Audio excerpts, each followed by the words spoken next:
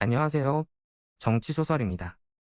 대선 패배 이후 민주당은 비대위 체제로 전환하였습니다.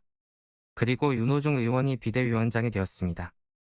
여기에 많은 이재명 지지자들은 이재명이 비대위원장이 되어야 한다고 주장합니다. 하지만 저는 이재명 대통령을 보고 싶은 사람으로서 여기에 반대합니다.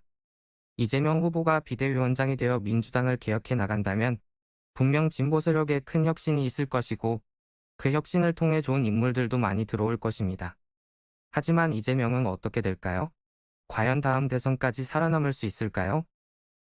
지난번 문재인 대통령 당선 때 민주당 내에는 내놓을 만한 대선 후보들이 많이 있었습니다. 이재명, 박원순, 아니죠, 김경수 등등. 하지만 이번 경선 때 어떻게 되었습니까?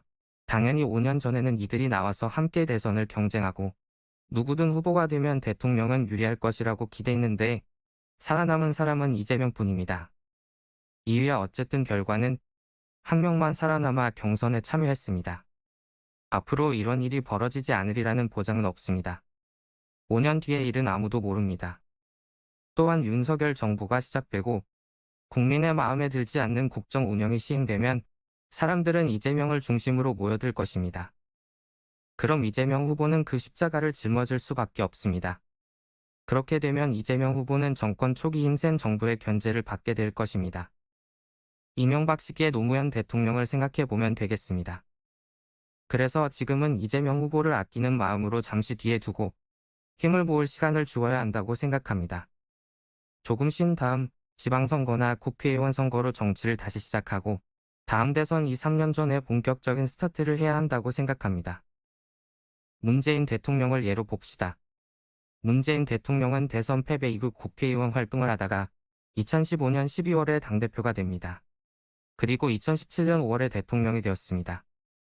이재명 후보도 남은 기간 자신의 세력을 모으며 자신의 정치를 하다가 대선 2, 3년 전쯤 당대표로 가는 것이 좋지 않을까 합니다. 많은 분들이 이재명 후보의 역할을 기대하고 있지만 아직 대선은 5년이나 남았습니다.